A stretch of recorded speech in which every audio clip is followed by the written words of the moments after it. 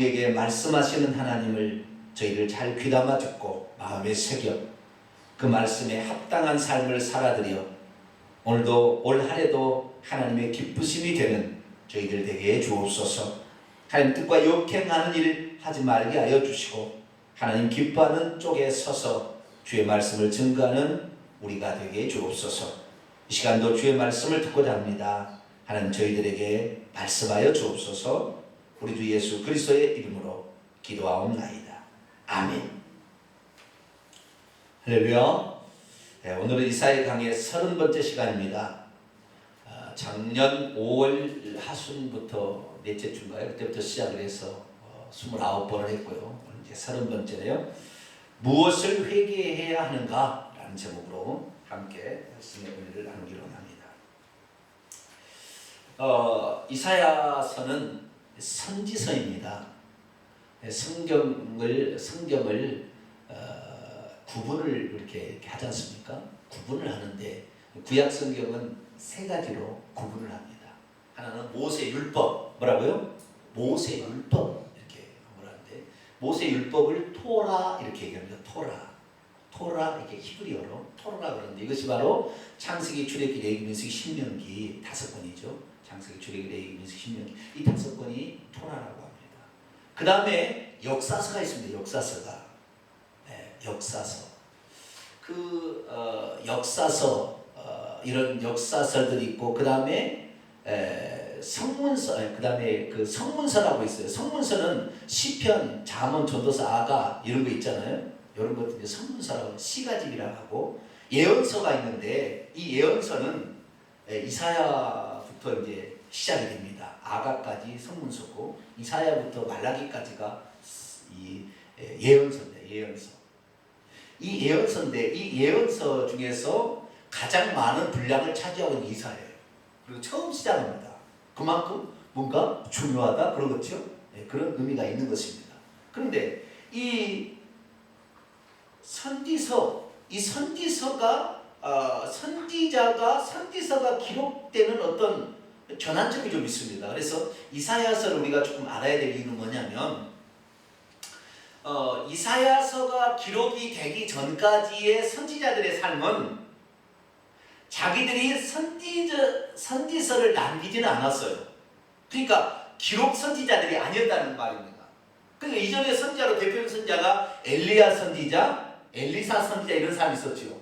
그런 사람들은 11개의 역사서에 잠깐 등장해서 무슨 말을 합니다. 그렇죠. 그러지 엘리사가 쓴 엘리사서, 엘리야가 쓴 엘리야서 이런 게 존재하지 않아요. 그렇죠. 그들은 그런데 이사야서부터는 이게 이제 BC 8세기부터인데요.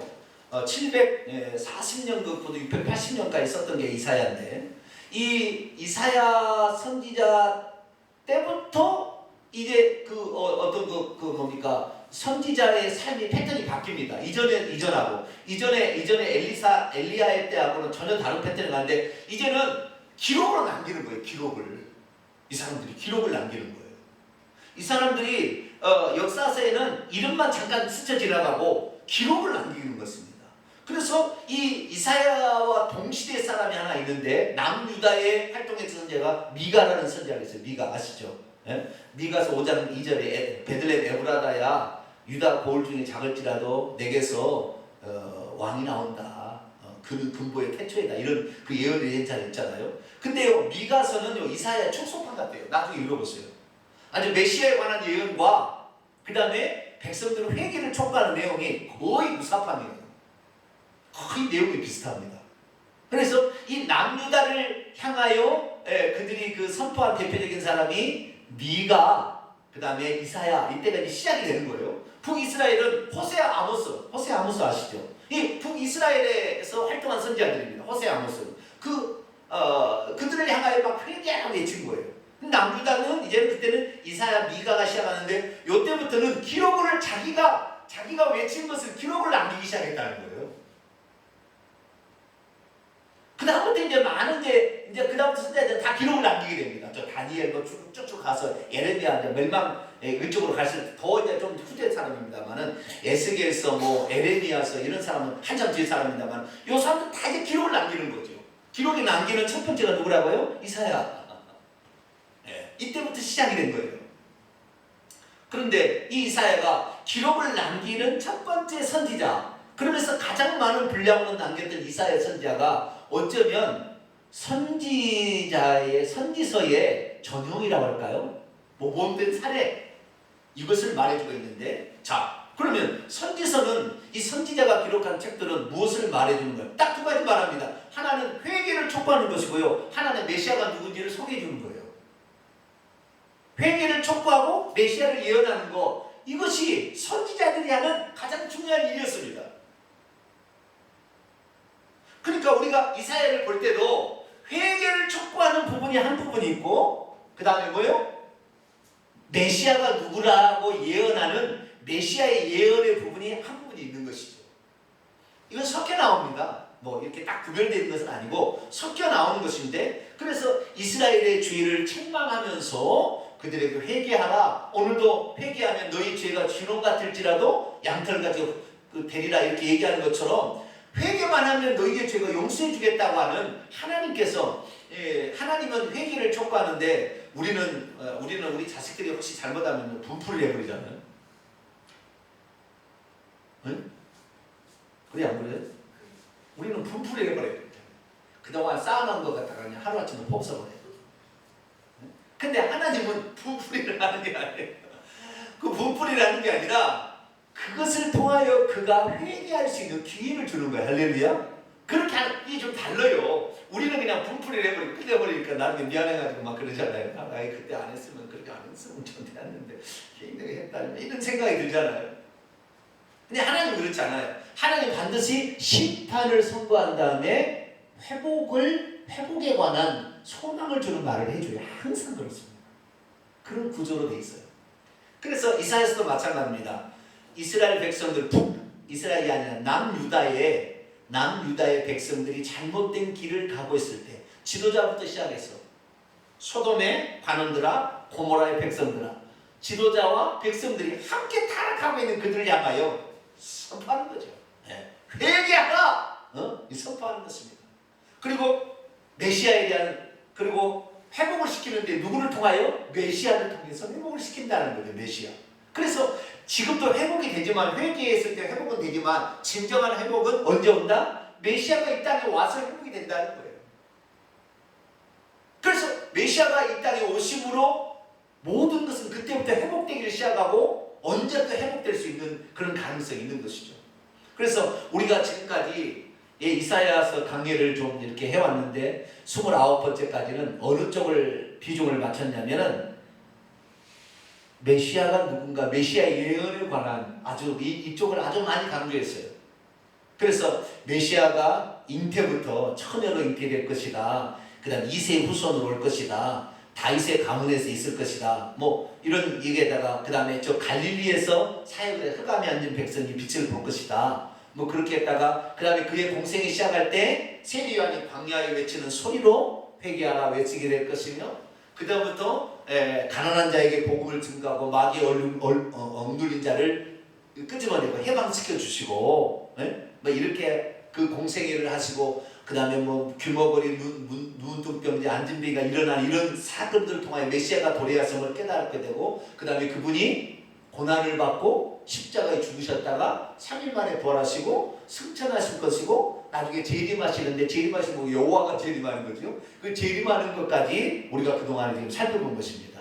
그래서 메시아가 누군지에 대한 중심으로 그동안 살펴봤다면, 오늘부터는 이제 각도를 조금 달리해서 이제는 회개를 촉구하시는, 이스라엘 백성의 죄를 책망하시는 하나님의 말씀을 들어보므로 우리도 과연 여기에서 무엇을 회개해야 될 것인가를 생각해보고 또 이렇게 추려보고, 이렇게 해가지고 우리들도 하나님 앞에 섰을 때 그날 책망받을 게 아니라 지금 책망받아서 회개해서 그날은 칭찬 들을 수 있는 저와 여러분 되시기를 간절히 바랍니다. 자, 그래서 이사야서가 이제 심판에 대한 선고를 많이 하는데, 특별히 물론 심판, 회개를 촉구하는 것과 메시아 예언이 같이 나옵니다만은 좀 더 구분해 보자고 한다면 1장부터 39장은 심판과 회복에 관한 그런 말씀이 중심이고요. 40장부터 66장까지는 메시아가 와서 어떻게 할 것이다라는 그 메시아를 통한 회복, 아시겠죠? 이런 것에 많은 중심을 더 많이 차지하고, 물론 석현이 있긴 있습니다만은 그쪽에 많은 이렇게 비중을 들고 있습니다. 1장부터 이 39장까지 거기에 말은 역사 속에서 다시 말해서 이스라엘 백성과 왕들이 어떻게 하나님을 잘못 섬겼을 때 하나님 심판하시고 또 회개를 촉구하셨는가, 이 부분을 말해주고 있는 것이죠. 그래서 오늘은 1장을 통하여 전체적인 맥락을 좀 살펴보도록 하겠습니다. 자, 이사야 1장 1절입니다. 1장 1절은 유다 왕 우시야와 요담과 아하스와 히스기야 시대에 아모스의 아들 이사야가 유다와 예루살렘에 관하여 본 계시라, 이렇게 말하고 있습니다. 유다와 우시야는 10대 왕입니다. 10대 왕. 남유다의 10대 왕. 남유다가 르호보암으로 시작이 되죠. 통일왕국으로 사울왕, 다윗왕, 솔로몬 왕이라는 3대 왕의 통일왕국이 있었다가 르호보암과 여로보암으로 남유다와 북이스라엘이 갈라지게 돼서 르호보암의 10대 후손이 누구예요? 우시야입니다. 그래서 우시야 왕이 10대, 11대가 요담, 12대가 아하스, 13대가 히스기야, 20대가 이제 시드기야로 이스라엘 나라가 이제 끝나는 것입니다. 이렇게 끝나는 거예요. 그런데 여기 보게 되면 우시야, 요담, 아하스, 히스기야 시대에 아모스입니다. 아모스가 아니라 그 아모스 선지자도 있죠. 북이스라엘에 아모스, 호세아 있는데 그거하고 이름이 틀려요. 거기는 진짜 아모스고 여기는 아모츠예요. 아모츠. 근데 발음이 비슷해가지고 아모스가 있는데, 아모츠의 아들 이사야가 유다와 예루살렘에 관하여 본 것이라, 이렇게 얘기하는데, 우시야, 요담, 아하스인데 언제 이 사역을 시작하냐면, 우시야는요 엄청 오래 통치한 왕이에요. 남유다의 두 번째로 오래 통치한 왕입니다. 므낫세라는 왕이 아주 많은 통치했고 55년 했고, 이 친구는 52년이 됐을 겁니다. 이 우시야 왕이 아주 오래 통치한 왕인데, 이 우시야 왕이 죽던 해에 하나님의 부르심을 받아요. 자, 이사야 6장을 넘어갑니다. 예전에 했던 것입니다. 잠깐 보겠습니다. 이사야 6장 1절을 봅니다. 읽습니다. 시작. 우시야 왕이 죽던 해에 내가 본즉 주께서 높이 들린 보좌에 앉으셨는데 그의 옷자락은 성전에 가득하였고, 여기 보니까 우시야 왕이 죽던 해에, 그때 8절 보세요. 8절 읽습니다. 시작. 내가 또 주의 목소리를 들으니 주께서 이르시되 내가 누구를 보내며 누가 우리를 위하여 갈고 하니, 그때 내가 이르되 내가 여기 있나이다 나를 보내소서 하였더니, 그때 이사야가 소명을 받는 것입니다. 우시야 왕이 죽던 해. 그러니까 이것이 BC 739년입니다. BC 739년에 이사야가 소명을 받아요. 그래서 그의 사역을 우시야, 요담, 아하스, 히스기야 하라, 이렇게 얘기하는 것입니다. 36장부터 넘어가면 히스기야 왕이 나오고요. 7장에는 아하스 이야기가 나옵니다. 아하스 이야기가 나옵니다. 그래서 요담은 그 중간에 약간 생략되어 있고요. 그래서 아하스의 히스기야 왕 때까지가 1장부터 39장까지의 이야기가 역사 가운데 이사야 선지자가 기록하는 것을 중심으로 역사가 받쳐주는, 그게 엘리야나 엘리사 시대는 거꾸로죠. 역사가 흘러가고 그 중에 엘리사와 엘리사가 잠깐 나와서 얘기하는 그런 나라로 거꾸로 이사야가 얘기하고 있는데, 등장하는 것이 우시야 왕이 6장, 7장에는 아하스 왕이 등장하고, 그 다음에 36장에 가면은 히스기야가 등장하는, 이런 식으로 역사가 중간중간에 끼어들어옵니다. 이렇게 그런 식으로 보시면 되겠습니다. 자, 그래서 BC 739년에 드디어 부름을 받아서 히스기야 왕이 이제 히스기야 왕이 그 일을 감당하고 나서, 히스기야 아들이 므낫세입니다. 근데 므낫세가요 최고로 많이 통치한 왕인데, 이 므낫세 왕이 남유다 가운데 제일 악한 왕이었고요. 남유다 가운데 제일 하나님을 그렇게 속썩이는 왕이에요. 아주 못된 짓은 다 했어요. 우상숭배는 다 하고 하여간 못된 짓을 다 한 사람이에요. 누가요? 므낫세가. 근데 므낫세가 누구 아들이라고요? 여러분 혹시 주의 종의 아들이 타락해도 너무 야단치지 마세요. 너무 야단치지 마세요. 자기 자신의 몫은 자기 자신이 가는 거예요. 내가 아무리 신앙 좋아도 내 딸을 천국 보내는데 내 마음대로 되는 건 아니에요. 기도로 도와줄 수는 있죠. 기도하면 진짜 뭔가 있습니다. 여기 있으니까 기도하는 거죠. 그러나 다 될 수는 없는 거예요. 다 될 수는 없는 거예요. 그런데 그 므낫세가 왕이 돼가지고요, 이 이스라엘을 결국에 죽어요. 근데 여기에는 안 나오는데, 히브리서 11장에 가면은 이스라엘가 죽는 거 나오는데 톱으로 썰어서 죽여요. 누구를요? 므낫세 왕이 이스라엘을. 왜냐하면은 막 책망을 하고 막 그러니까. 네? 이사야가 특별히 왜 이런 왕들에게 가가지고 막 회개를 촉구하고 왕들의 이야기를 썼느냐 하면은, 이사야가 왕족이었거나 귀족 가운데 왕과 아주 밀접한 관련이 있는 사람이었을 것이라고 추정하고 있습니다. 그래서 왕궁에 들락날락 하는 것이 별 문제가 안 됐던 사람이에요. 비선 실세가 허가도 없이 경호원도 없이 들어갔다고 그러잖아요, 이번에. 네? 그런 사람이 있었다고 그러잖아요. 네? 그렇듯이 이런 비선 실세는 아니네. 그거하고 좀 다른 건데. 자, 우리가 그런 왕궁을 드나드는데 지장이 없던 사람이 이사야예요. 그래서 이사야를 왕궁 선지자라고 얘기합니다. 어떤 사람도 그런 선지자가 없었어요. 이사야만 그렇습니다. 그래서 왕 옆에서 가장 잘 지켜보고 썼던 사람이 이사야입니다. 그래서 우시야 왕이 죽던 해 요담, 아스, 히스기야, 그리고 히스기야가 죽고 므낫세가 바톤을 이어받은 몇 년 후에 이사야가 죽임을 당해서 끝나는 것입니다. 이것이 바로 이사야가 기록했던 건데, 히스기야 때까지만 기록을 하고 있습니다. 그래서 오늘 이제 이것을 보게 되는데요. 자, 아모스의 아들 이사야, 아모츠. 이사야가 누군지 정확히 잘 모르니까 이사야가 사람이 많았겠죠. 그러니까 아모스의 아들 이사야. 예수님도 사람이 많으니까 나사렛 예수. 예수가 많았어요. 예수가 많으니까 나사렛 예수. 그분! 이렇게 하듯이 아모츠의 아들, 그분! 이렇게 했다는 거예요. 근데 이사야가 놀랍게도 이사야라는 거, 여러분 이걸 아셔야 돼요. 히브리어에 보게 되면은 하나님을 뜻하는 고래로부터 전해오는 하나님을 뜻하는 언어는 엘입니다. 엘. 뭐라고요? 엘.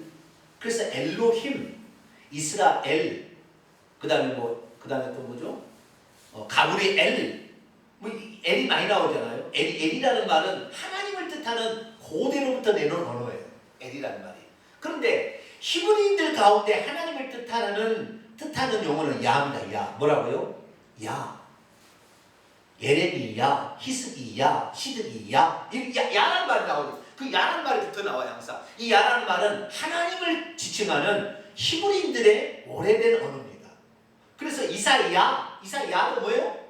이사 플러스 야죠. 야, 하나님. 그 이사야라는 거, 이것은 발음이 그런 것이고, 이 호세아, 요호수아라는 비슷한 말로서 이것은 구원한다 그런 뜻입니다. 그거에서 나온 거예요. 그래서 이사야도 여호수아하고 똑같은 뜻입니다. 여호수아도 하나님이 구원한다. 예수아입니다. 원래는 예수아인데, 아라는 말이 헬라어 와서 탈락돼서 예수라고 된 거예요. 예수아인데 여호수아, 예수아 이렇게 된 거죠. 아시겠죠? 그래서 예수라는 이름도 여호와가 구원한다 그런 말이에요.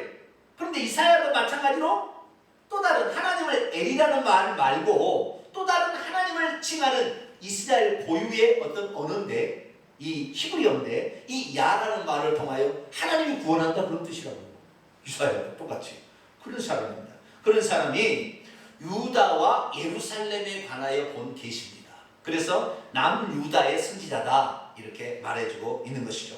그리고 이제 1장 2절부터 이제는 오라, 이제 슬프다, 오라, 안타까운 심정으로 이제 얘기를 하는 거예요. 그것은 이제 하나님의 그 마음을요, 하나님의 마음을 그대로 하나님의 언어로서 이렇게 표현을 하는 것입니다. 언어를 표현하는 것인데요. 자, 이사야가 뭐라고 얘기했냐면요. 자, 2절 봅니다. 하늘이여 들으라, 땅이여 귀를 기울이라. 여호와께서 말씀하시기를 내가 자식을 양육하였거늘 그들이 나를 거역하였도다. 딱 2절 한마디로 모든 걸 다 이사야에 딱 요약을 합니다. 하늘이여 들으라, 땅이여 귀를 기울이라. 왜 하늘과 땅에다가 얘기를 하겠어요? 네? 왜 하늘과 땅에다 얘기하겠어요? 뭐 이유가 있겠죠. 예? 이유가 있다고 칩시다. 어쨌든 하늘이여 땅이여 들으라 그러고 하면서 내가 자식을 이제 여호와가 말씀하신 거 그대로 읊은 거예요. 내가 자식을 양육하였거늘 그들이 나를 거역하였도다. 내가 자식을 양육하였다는 말은 여기에 내는 여호와죠. 여호와가 이스라엘 백성을 뭐처럼 여겼다는 거예요? 자식처럼. 그럼 여호와는 누구라는 것입니까? 아버지라는, 부모라는 거죠. 부모처럼 그 자식을 양육했다는 거예요. 계속 잘못되면 또 해초리를 들고 또 제발 해라 뭐 이렇게 하라 이렇게 했다는 거예요. 그러면 이스라엘 백성이 언제부터 이 이스라엘 백성들을 하나님은 자기 자식같이 여겼을까요? 그것은 이스라엘 백성이 출애굽 후에 시내산에서 하나님과 언약을 맺을 때부터 시작이 됩니다. 그전에는 그냥 족장이 소수가 어떤 몇 개인이 여호와의 음성을 바라보고 따라갔어요. 그냥 그러다가 이제 언약을 맺고 이스라엘 백성하고 시내산에서 언약을 맺기 시작하는 거예요. 너희들이 이제 내 백성이라고 그러는 거죠. 자, 출애굽 19장을 볼까요?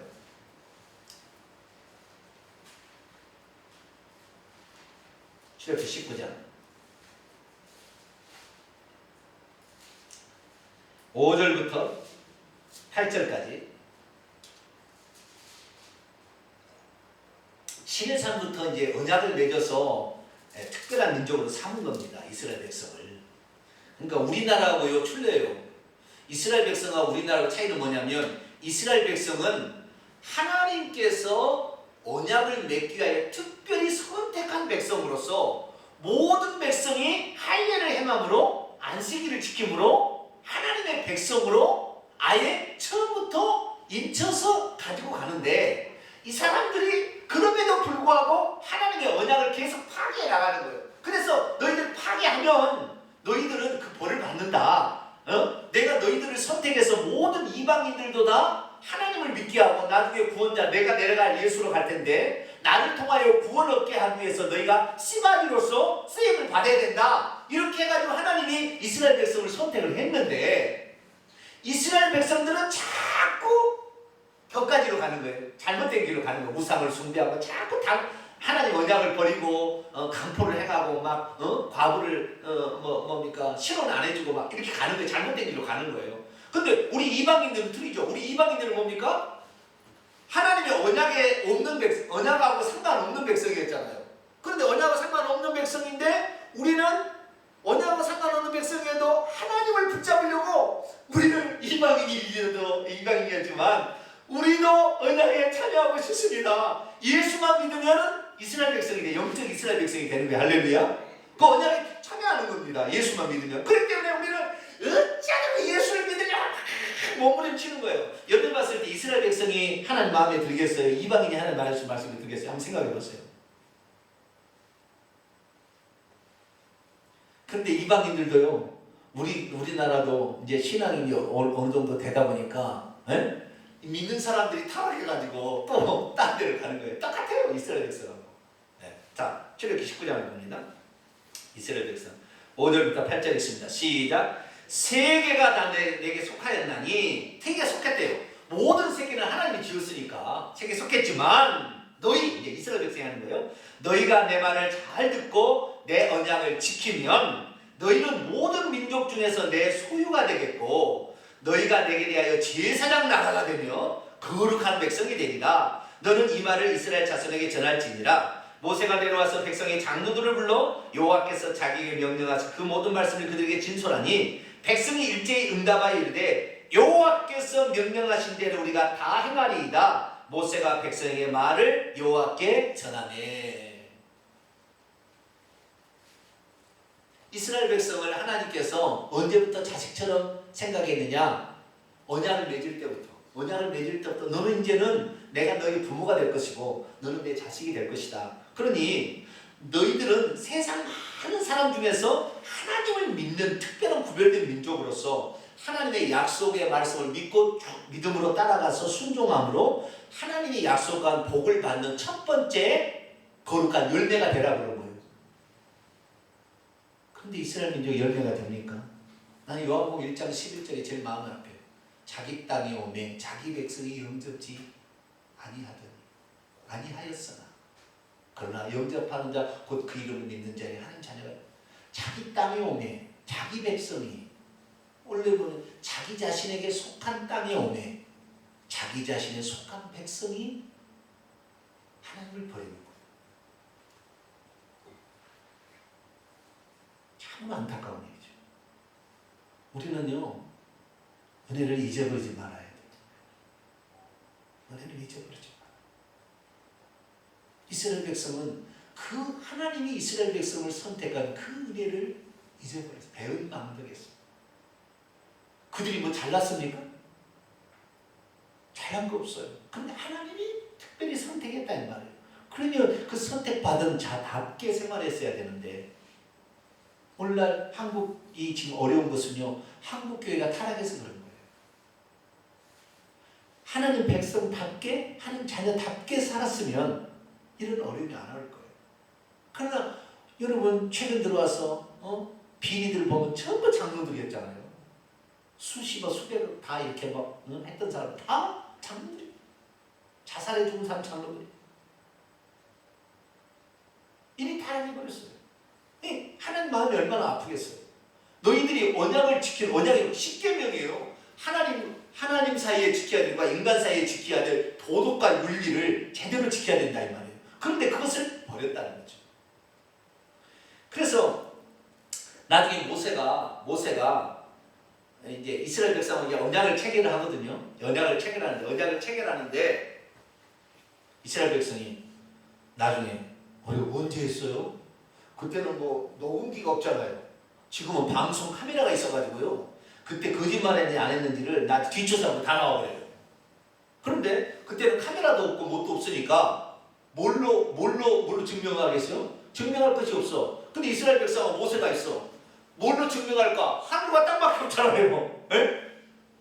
하늘과 땅밖에 없어. 그러니까 너희들이 오늘 이 한 말을 하늘이 듣고 있고 땅이 듣고 있다. 그러는 거예요. 자, 신명기 31장을 볼까요? 네, 출애굽 1세대가 죽고요. 출애굽 2세대에 한 얘기예요. 신명기 31장 28절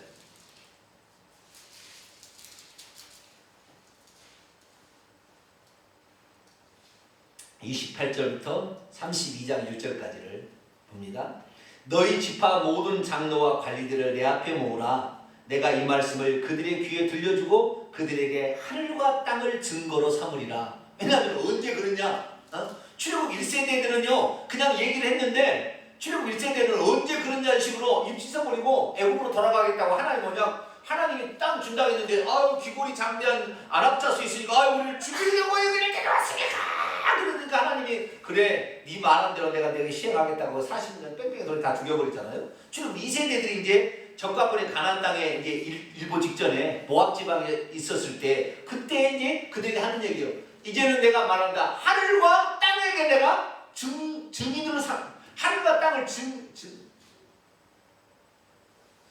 법정에 세운 사람으로 증인! 할렐루야. 말이 안 나오네. 네? 증인! 이번에 청문회 보니까 증인! 거짓말하지 마지. 그러는데 증인으로 세우겠다. 증인으로. 네? 증인으로 삼으리라. 내가 알거니와 내가 죽은 후에 너희가 스스로 부패하여 내가 너희에게 명령한 길을 떠나 여호와의 목전에 악을 행하여 너희의 손으로 하는 일로 그를 경노하게 함으로 너희가 후일에 재앙을 만약에 너희들이 이 언약을 지키지 않게 되면 재앙을 당한다는 것을 하늘과 땅에다가 내가 증인으로 삼아서 이 시간 내가 얘기할 테니까 너희들은 언제 그랬냐? 우리는 뭐 안 들었습니다. 그럴 일 없다. 왜? 하늘과 땅이 반드시 너희에게 심판해야 할 거라는 거예요. 하늘은 하나님이고 땅은 인간이잖아요. 그래서 하나님께서 하늘에서 징계를 내려가지고 전염병으로 하루아침에 전염병으로 죽여버리잖아요. 기근으로 하늘에서 막 하잖아요. 땅에서는요 사람들을 통해서 전쟁을 통해 쓸어버리잖아요. 그래서 하늘과 땅이 너희들이 만약에 하나님의 말씀을 우리는 그런 적이 없다. 나는 잘 모르겠다. 이렇게 할 수 없다. 왜? 너희들이 반드시 하늘과 땅이 듣고 있다가 증인이 되어서 너희들에게 반드시 심판을 진행할 것이다. 이렇게 말하는 거죠. 자, 30절, 32장 1절 읽어볼까요? 시작. 그리고 모세가 이스라엘 총회에게 이 노래의 말씀을 끝까지 읽어드리니라. 하늘이여 귀를 기울이라 내가 말하리라 땅은 내 입의 말을 들을지어다. 이렇게 하는 거예요. 아시겠죠? 너희들이 만약에 내가 너희에게 이런 말을, 이게 하나님 말씀인데 이걸 안 지키게 되면 하늘이 듣고 있다가 귀를 멈춰버릴까는 거예요. 우리나라도 지금 말이죠, 이 사람들이 죄를 지으니까요, 이런 거 새에다가 바이러스를 묻혀가지고 막 돌아다니는데 철새가 돌아다니는데 어디 잡을 수도 없고 온 전국 강토가 1,500만 마리인가 무슨 닭과 오리가 다 죽어가요. 전염병으로 쳐버린 거예요. 전염병 하나님. 이 사람을 치기 일보 직전입니다. 이때 회개하고 이때 잘못 나가지 않고 우리나라가 잘못 나갔다는 이 나라가 망하는 거예요. 이제 그 앞당긴 것이에요. 왜냐하면은 그 출애굽 때 보면은 10가지 재앙이 있잖아요. 먼저 다 땅을 치잖아요. 땅, 동물을 치고 나중에 맨 마지막에 장자 재앙이나 사람을 치는 거예요. 피, 개구리, 이, 파리, 그 다음에 산천초목을 다 죽여버리잖아요. 동물 죽여버리고 전염병을 죽여버리고 그 다음에 사람 치는 거예요. 우리가 그걸 알아야 돼요. 그 영적인 세계를 아는 사람들은 그래서 회개하는 거예요. 할렐루야. 그래서 우리가 하나님 이 나라를 지켜주시옵소서, 우리가 잘못했습니다 라고 회개하는 것이죠. 그래서 이 신명기서를 이사야서는 잘 알고 있었던 것 같아요. 그래가지고 똑같이, 자 다시 돌아옵니다. 이사야 1장 2절 하늘이여 들으라 땅이여 귀를 기울이라. 이게 무슨 말이에요? 하나님이 지금 이스라엘 백성을 향하여 이미 모세가 약속했던 것을 있는데, 만약에 너희들이 아직도 그걸 깨닫지 못하면 하늘이 너희를 칠 것이고 땅이 너희를 심판할 거다라는 것을 말해주고 있는 것이. 근데 하나님 뭐라 하냐면, 내가 너희를 자식같이 양육하고 길러냈는데 너희들이 나를 반역을 했다는 거예요. 그러면서 3절에 얼마나 마음 아픈 얘기를 해요. 소는 그 임자를 알고 나귀는 그 주인의 부유를 안대. 소는 주인이 오면은요, 벌써 발자국 소리만 들어도 주인이 온다고 한다는 거예요. 아, 나에게 영혼을 주기 위해서, 나를 지금 푸른 초장으로 끌어가기 위해서 나를 온다. 오! 그 다음에 나귀는 사람 잘 못 알아나 봐요. 그 주인의 구유를 안 돼요. 구유를 딱 들고 와서 이렇게 영혼을 주니까 구유를 보면 우리 주인이 왔구나 이렇게 안다는 거예요. 시력이 나빠서 그런지 머리가 멍청해서 그런지 모르지만 좌우적 구유를 알아보는데요. 네? 그런데 나의 백성은 분별하지를 못하는도다. 이스라엘은 알지 못하고 나의 백성은 그것을 구분을 할 줄 모른다는 거예요. 어떻게 그러면은 그들이 했을까요? 4절이 그 죄악상이 나옵니다. 읽습니다. 시작. 슬프다 범죄한 나라요 허물진 백성이요 행악의 종자요 행위가 부패한 자식이로다. 그들이 여호와를 버리며 이스라엘의 거룩한 일을 만홀히 여겨 멀리하고 물러갔도다. 그들이 범죄했고 허물이 많고요 악에 씨고요 행위가 부패한 자식인데, 그들의 그 내용은 뭐냐면 하나님을 버렸다는 것입니다. 언약을 버렸다는 거예요. 이스라엘 거룩한 영예를 경멸했다는 것입니다. 어떻게 했느냐? 이제 그 뒤에 나와요. 그 뒤에 나오는데, 그 뒤에 나오는 걸 보게 되면요, 총 6가지로 이들이 하나님을 버렸고 하나님을 경몰히 여겼으니 나오고 있습니다. 이 하나님을 버렸다, 여호와를 버렸다는 것은요, 하나님을 안 섬기고 누구를 섬기는 거예요? 우상을 섬기는 걸 가리키는 겁니다. 하나님을 버렸다는 것은 우주 만물을 창조하시고 그들을 구원하는 하나님을 버리고 우상을 숭배한 것을 가리키는 것이고, 하나님을 만홀히 여겼다라는 것, 경홀히 여겼다라는 것은 뭐냐면 하나님을 섬기는 행위를 한다는 거예요. 똑같이 예배도 드리고 제사도 드리고 다 한다고, 똑같이 안식일도 지키고 절기도 지키고 다 지키지만 형식적으로만 하고 진짜는 하나님을 섬기지 않는 거예요. 하나님을 만홀히 여기는 거예요. 그것들이. 아시겠죠? 이런 것들이 많다는 거예요. 그리고 하나님을 섬긴다고 하면서 힘 있는 가진 자에게는 잘해주고 약한 자, 고아나 객이나 과부 이런 사람들은 멸시하고 폭력을 일삼고 이렇게 하는 거죠. 강한 자 앞에서는 기죽고 이렇게 하는 삶을 살았을 때 하나님을 경홀히 여긴 것입니다. 그 사무엘상의 1장에 보게 되면 1장 3장에 보게 되면 엘리 제사장 이야기가 나오잖아요. 엘리 제사장과 홈리와 비나스는 결국 지옥에 떨어지게 되는데, 그때 하나님의 한 이야기에서 나를 존중히 여기는 자를 존중히 여기고 나를 경멸히 여기는 자를 내가 경멸히 여기고. 그래서 홈리와 비나스를 하루아침에 블레셋 전쟁터에 죽여버리고 그 얘기를 들은 아버지가 떨어져서 목이 불러 죽고 그런 역사가 있잖아요. 그렇듯이 그 제사를 멸시하는데 어떻게 제사를 멸시했습니까? 그 정확히 나오잖아요. 제사를 멸시했어요. 어떻게 제사를 멸시했어요? 제사를 드리러 고기를 가지고 화목제를 드리러 가면 고기를 삶아서 같이 제사를 드린 사람 먹어야 되는데 갈고리로 와가지고 그 사환이어가지고 끌어가지고 왜 끌어가느냐면 우리 주인이 먼저 먹는다고 홈리아 비나스 사원들이 와가지고 막 끌어가는 거예요. 그 다음에 해막에서 수종들은 그 여인들하고 간음을 해가고 이미 결혼했습니다. 홈리아 비나스는. 근데 그런 짓을 하고 있는 거죠. 그랬어요. 교회가 썩어버리는 거죠. 이 지도자들이 썩어버리는 것입니다. 돈과 재물에 취해 있고요. 음행에 취해 있는 것입니다. 이러고는 하나님을 경홀히 여기는 것입니다. 주의 종이 그러고 있고 성도가 그러고 있으니까 하나님을 경홀히 여기는 것. 나를 경홀히 여기는 자를 가만두지 않는다고 생각합니다. 우리는 속과 겉이 다르면 안 돼요. 우리는 겉으로만 하나님 위한 척하지 말고 속도 깨끗이 회개해서 여러분의 삶을 정결하게 할 수 있기를 축원합니다. 그리고 하나님 말씀에 순종해야 돼요. 이스라엘 백성은 그러지 않았다는 거예요. 근데 이제 그들로부터 더 재밌는 이야기가 나와요.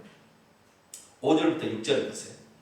너희가 어찌하여 매를 더 맞으려고 반역을 거듭하느냐. 온 머리는 병들었고 온 마음은 피곤하였으며 발바닥에서 머리까지 성한 것이 없이 상한 것 터진 것 새우 맞은 흔적뿐이거늘 그것을 짜지 못하고 싸매지 못하고 기름으로 부드럽게 하지도 못했다는 거예요. 이게 무슨 말입니까? 그동안의 이스라엘 백성의 지금 BC 739년 BC 970년경에 솔로몬이 왕이 됩니다. 그래가지고 지금 수백 년이 흘러갔는데 이때까지 한두 번이 이렇게 하나님을 배반하고 막 따라가는 한두 번이 아니라는 거예요. 그래가지고 하나님이 해초리를 들어서 또 얻어 터졌다는 거예요. 얻어 터졌는데 아직 싸매지기도 전에 또 잘못해가지고 또 얻어 터지고 그래가지고 성한 것이 없다는 거예요. 성한 것이. 네? 우리도 그러잖아요. 하나님을 위한다 하면 우리는 그래도요. 제가 하도 회개를 외쳐가지고 우리 성도들은 죄를 좀 못 질 거예요. 다른 성도는요. 속으로 호박씨를 다 까는 거예요. 근데 우리 성도들은 죄를 못 지어. 왜냐하면 지옥 갈까봐. 그러지 않아요? 하도 목사님이 천국 지옥을 설교 때마다 안 하는 때가 없어. 보면은. 그러니 무서워. 지옥 가기가. 이게 그래가지고 나는 어떻게든 천국 가야 되겠다 하니까 어찌하든 죄를 버리려고 하고 막 이러잖아요. 근데 다른 교회 성도들은 그런 얘기 천국과 지옥 얘기 안 하거든요. 뭐 천국 얘기 안 하거든요. 그러니까 어떻게 하는 거예요? 속으로 다 잘못된 일을 그냥 죄악을 다 저지르고 살아. 그래도 교회 와서는 거로 이런 사람도 있어요. 주님 오실 때 야 너가 하나님을 경몰이 만홀히 여긴다 이거예요. 왜? 근데 겉으로는 그러고 속으로는 안 그렇잖아요. 예수님께서 예수님 시대에 예수님 와가지고요 회칠한 서기관과 바리새인들이요 그 얘기한 거예요. 근데 또 그러다가도 어느 날 또 회개해가지고 또 하는데 또 죄하고 또 같은 거 또 얻어 터져서 몇 번 또 병도 알고 또 침상에 눕고 그러면 주여 내가 또 회개합니다 뭐 이래야죠. 또 다시 주에 돌아. 그러다가 조금만 좋아지면 또 갔다가 또 외박을 하다가 또 얻어 터지고 또 한 번 했다가 자식이 사고 터지고 막 주여 이 반복에서 얻어 터져서 상한 것이 없대요. 이사야 표현이 참 하나님의 말씀이 참 표현이 그렇잖아요. 뿐만 아니라 7절 너희의 땅은 몇 번의 그런 전쟁을 통하여 땅은 황폐해졌어요. 사람들을 보내서 땅이여 길을 기울이라 그랬으니까 땅이 황폐해졌고 너희 성읍들은 불에 타버렸고 너희의 토지는 이방인에게 다 그래서 곡식 다 뺏어가버리고 파괴되었어. 딸 시온은 예루살렘은 포도원 망대같이 참외밭의 원두막같이 에워싸인석에 겨우 다 황폐해지고 원두막 하나 딱 남았듯이 예루살렘 그거 딱 탈락 남아가지고 황량하게 되어버렸다는 거예요. 만군의 여호와께서 우리를 위해서 만약에 생존자를 조금이라도 남겨두지 않았다면 우리는 소돔 같고 고모라처럼 이미 불에 타서 없어져 버렸을 거예요. 없어져. 소돔과 고모라, 아드마, 스보임이나 5개 성읍 있잖아요. 그 성읍처럼 완전히 타서 없어져 죄밖에 없었을 텐데 하나님이 살려뒀어요. 살려두신 이유는 뭐라고 제가 얘기했습니까? 제가 몇 번 얘기했습니다. 메시아를 낳게 해야 되니까 그 백성으로 메시아가 태어나야 되니까 다 없애지 아니하고 살려준 거예요. 여러분 오늘 내가 지은 죄로 말미암아 내가 벌을 받아서 죽어도 싸지만 하나님 살려주신 것은 내가 이루어야 될 일이 있어서 하는 긍휼을 베푸신 거예요. 내가 잘해서 지금 살아남은 것이 아니라 하나님이 나를 통해서 하고 싶어하는 일이 있어요. 그래서 나를 살려준 거예요. 그걸 아세요? 저도요 이미 한 20년, 27년 전에 저도 폐인됐습니다. 저도 폐인됐어요. 하나님이 이 마지막 시기에 하나님 쓰시려고 그때 살려주신 거예요. 기적적으로. 그래서 오늘 내가 있는 거예요. 그래서 내가 잘나서도 아니고 하나님께서 나를 통해서 하실 일이구나. 내 남은 생명 주님의 사명을 이루기 위해서 살 일. 할렐루야. 그렇게 나가야 돼요. 그 다음에 10절부터 마지막 절까지는 이제 그 이스라엘 백성이 하나님을 버렸다는 것과 하나님을 만홀히 여겼다는 구체적인 내용을 얘기하고 있습니다. 구체적인 내용을 그렇게 얘기하고 있습니다. 그래서 이 하나님을 버리는 것은 이제 우상을 숭배하는 것이죠. 그 우상 숭배하는 것을 먼저 볼까요? 21절 보겠습니다. 21절 읽습니다. 시작. 신실하던 성읍이 어찌하여 창기가 되었는고. 여기까지입니다. 신실하던 성읍이 어떻게 뭐가 됐어요? 창기, 영적 감염, 우상 숭배를 가리키는 것입니다. 구체적인 사항은 뒤에 또 나와 있습니다. 29절 30절에 있습니다. 시작. 너희가 기뻐하던 상수리나무로 말미암아 너희가 부끄러움을 당할 것이요 너희가 택한 동상으로 말미암아 수치를 당할 것이며 너희는 잎사귀가 마른 상수리나무 같을 것이요 물 없는 동상 같으리니. 이게 무슨 말이냐면요, 상수리나무, 동산, 여기는 우상을 숭배하는 장소입니다. 특별히 상수리나무는 고대 창세기 10장에 나오는데 니무롯 있잖아요. 니무롯, 세미라미스 남편, 세상에 처음 영걸이었다는 그 니무롯, 바벨탑을 세웠다는 니무롯 있잖아요. 그 니무롯은 아직까지 살아있다라는 것으로서 사람들이 상수리나무, 사철나무, 항상 푸르른 나무를 갖다가 심어놓고 이것은 니무롯이 아직까지 살아있다는 것으로 우상을 숭배했던 것이라고 고대 역사책도 나와 있어요. 우리는 잘 모르는데. 그래서 푸른 나무 아래 이런 말이 잘 나와요. 상수리 나무나 푸른 나무나 이런 말이 이 선지서에 보면 그런 말이 종종 나옵니다. 이 말은 전부 무슨 말이냐면 니무롯을, 태양신, 고대 태양신을 섬기는 그것을, 이 푸른 나무를 항상 이게 살아있다라는 거, 꼭 하나님을 빙자하는 대단한 거잖아요. 그렇게 해서 하고 있었어요. 그 푸른 나무를 심어놓은 그곳이 동산인데 거기에서 우상 숭배를 했다는 거예요. 그런데 나중에 하나님이 상수리 나무는 잎사귀가 마르게 해버릴 것이고 동산은 물 없이 해버릴 것이다. 왜? 우상을 숭배하는 거니까. 그럼 하나님을 버린다는 것은 하나님 대신에 우상을 숭배했다는 거예요. 참 우리는 그래도 하나님 사랑받을 만해. 왜? 우리는 온갖 우상을, 우리 저 어렸을 때만 해도요, 동네에 단골레가 있었어요. 뭐가 있었어요? 단골레 아세요? 경기도는 그런 게 있었나요? 단골레라고. 단골. 네. 이쪽은 잘 모르는 게 남도 쪽에서는 그렇게 표현을 했어요. 뭐라고요? 단골이라, 단골. 그 단골이라는 것은 무당들인데 왜 단골이냐면요, 그 단이 그 단군의 단자입니다. 단군 신을 섬기던 어떤 그런 것의 유래로 말미암아 산신을 산이 바로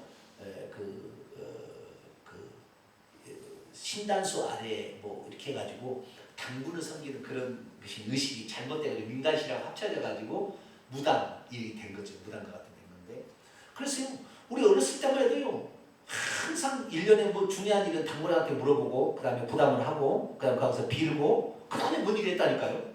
결혼식장으로 다 거기서 알아보고 다 이렇게 했다니까요. 예전에. 지금은 어느 순간부터 그 단골레가 없어졌어요. 동네마다 있었거든요. 그럼 모르세요? 지금도 있어요. 제주도는 지금도 있나요? 제주도는 너무 먼 곳이니까 지금도 있네. 근데 언제부터 없어졌어요? 하여간 새벽종이 울렸네, 새아침이 밝아간 데부터 없어진 것 같아, 내가 보면은.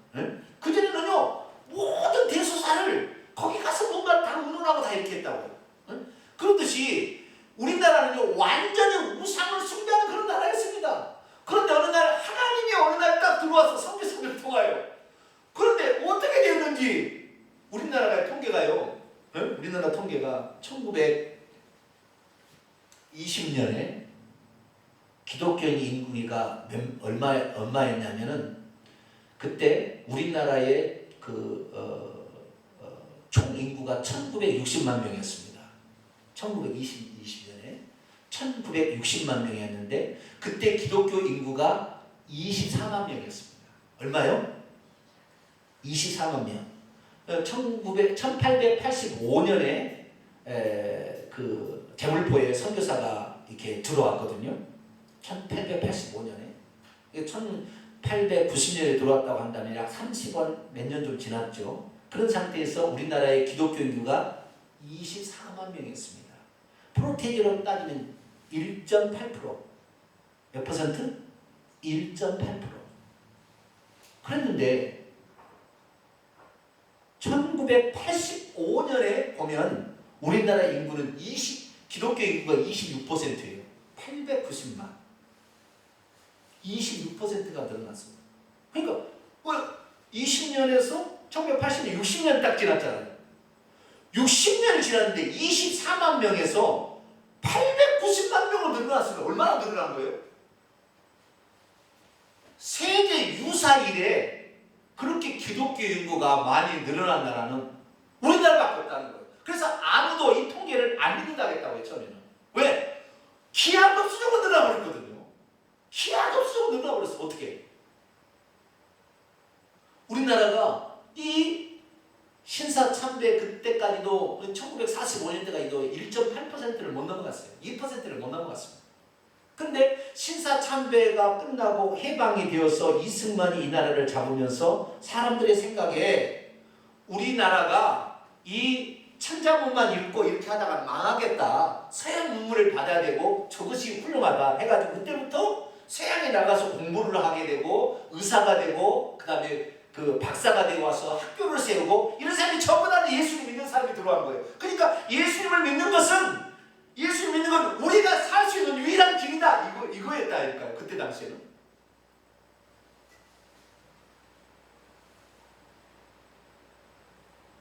우리나라는 수술할 줄 모르잖아요. 옛날에는 애가 잘못되면 죽었습니다. 애가 이거 썩어서 이거 안에 죽었어요. 수술할 줄 모르니까 우리나라는. 그런데 서양은요 문제가 생기면 수술해가지고 얘를 꺼내서 그냥 입이 쫙 벌어져서 어떻게 이런 일이 다 있냐. 그래서 우리나라가 이 선진 문물을 받아들일 때 이 기독교가 같이 들어가는 거예요. 같이. 그래서 이 살 길은 뭐냐. 그리고 이 나라가 전부 천자문 한자를 계속하고 있는데 교회에서 처음으로 성경책을 통하여 한글을 가르치기 시작한 거예요. 한글을. 어느 누구도 언문이라 해서 안 배우려고 했어요. 이건 쌍문들이나 배운 글자라고 한글은 이렇게 했다고요. 세종대왕이 만들었어도 1446년에 반포를 했지만 사람이 안 따라갔다고요. 그런데 이 선교사들이 와서 성경책을 한자로 번역하지 아니하고 한글로 번역을 해버려요. 할렐루야. 그때부터 서양 선교사가 들어오게 되니까 우리가 서양 알아야 되는데 성경책을 알아야 된다고 한글을 읽기 시작하니까 이 상놈네 자식들도 교회 나가서 한글을 읽혀가지고 선교사들이 눈에 들면 서양 가서 박사를 따고 와가지고 이 나라의 학자가 되고 박사가 되니까 세상이 달라지는 거죠. 그러니까 우리나라가요 예수 믿는 것이 살 길이다. 그 다음에 이 나라가 이승만 대통령도 장로이고 이 나라를 살리는 것은 하나님이 살린다. 재정국회를 처음에 재헌국회죠. 국회를 처음 만들어가지고 이게 시작할 때도 목사님 기도시켜가지고 시작을 했다니까요. 이승만도 대통령 선서할 때 성경책에 손을 먹고 선서를 했어요. 우리가 모르지. 잘 모르지만 실제로 그런 일이에요. 그래서 우리나라가 기하급수로 늘어난 거예요. 놀라운 사실이라는 거예요. 근데 어쨌든 단골만 찾아다니다가 어느 날 하느님이 들어온 것을 저희 부모님도 교회 못 나가게 했어요.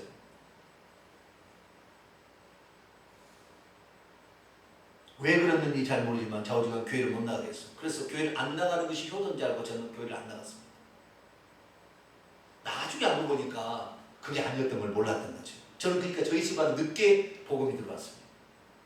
그런데도 얼마나 열심히 믿고 있나. 할렐루야. 얼마나 성경대로 믿으려고 하는지 몰라. 응? 하나님이 다 이게 감춰둔 것 같아요. 응? 그래가지고 잘 믿었는데요. 이 믿은 것이 우리보다요 3대까지 믿은 사람도 있습니다. 지금 한국에 3대까지 믿는 사람들이 3대까지 4대까지 어린아이 갈지 모르지만 3대까지 믿는 집안이 많아요. 그런데 이렇게 가면서요 벌써 초대교회 신앙이 에베소 신앙이 타락해서 라오디게아 뜨뜻 미지근한 신앙으로 지금 변해버렸어요. 무엇이 그랬느냐? 교리 공부하고 칼빈주의 공부하다. 현재제, 과거제, 미래제, 예수 믿으면 다 용서받았다. 회개했지 않아도 천국 가는데 지장 없다고. 하나님이 회개시킬 거라고. 이래서 망해버렸어 지금. 글쎄요, 우리가 지금 현재 이 칼빈의 예정론이나 이런 그 잘못된 구원론을 이걸 바꾸지 않은 한 한국의 미래는 없습니다. 한국의 미래는 없어요. 근데 우리 교회가 그 일을 지금 시작하는 거잖아요. 여러분 자부심을 갖게 되기를 축원합니다. 한국 교회를 살릴 수 있는 교회로서 많지는 않아도 우리는 진리를 선포하고 할렐루야. 주중에도 연락 옵니다. 목사님들이 이제는 목사님 그 홈페이지를 보는데 책이 없습니까? 공부하고 싶습니다. 지금 연락 옵니다. 그래서 야 소망이 있다. 할렐루야. 소망이 있다. 그래도 이 마지막 때는요 물이 없어서 기간이 아니라고 했어요. 하나님 말씀이 없는 기간이라고, 영적 기간이라고 했어요. 지금도 말씀이 없기 때문에 주일날 가서 예배를 드리나 안 드리나 상관없다니까요. 그러니까 별 의미가 없는 거예요. 주일날에 기다려져서 그 말씀이 어떤 말씀인지 그 말씀을 내가 들어야 된다 이런 간절한 열망이 형식으로 그냥 왔다 갔다 하는 거예요. 왔다 갔다. 이게 지금 이제 10절부터 나오는 이야기예요. 형식주의로 바뀌어버리는 거. 마당만 밟고 가는 거. 주님이 그러거든. 마당만 밟고 가는 거. 이런 신앙으로 타락해버리는 거죠. 우리는 내가 예수 그리스도를 믿고 3대 4대까지 가더라도 마당만 밟는 신앙이 아니라 우리의 속에서부터 오직 주님 없이 우리가 살 수 없습니다. 오직 구원자는 예수 그리스도. 날마다 회개해야 천국 가기 때문에 저는 죄하고 싸울 것입니다. 할렐루야. 죄된 본성과 싸울 것입니다. 할렐루야. 귀신의 생각과 싸울 겁니다. 할렐루야. 이기는 자가 될 겁니다. 할렐루야. 이렇게 나가야 되는 거죠. 근데 이스라엘 백성들은 10세대가 지나면서 뭐요? 형식주의로 다. 그래서 제물만 다 바치면, 안식일만 지키면, 절기만 지키면, 할례만 행하면 자신들은 하나님 언약 백성 천국 갈 줄 알고 자는 착각입니다.